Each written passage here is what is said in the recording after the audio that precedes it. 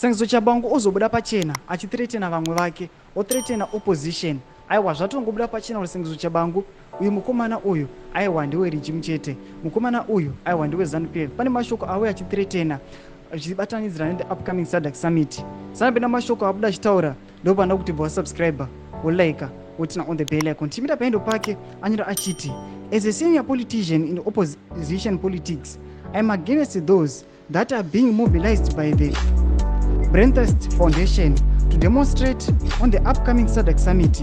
I call for the law enforcement agencies to deal with any element of anarchy without fear or favor. Zimbabwe first.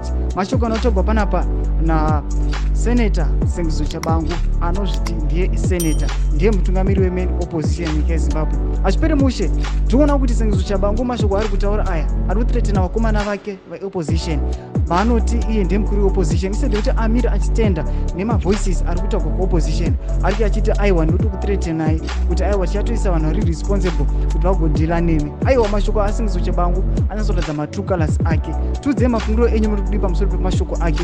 Enda comment section medu musangano subscribe kulike pachino turn on the bell icon.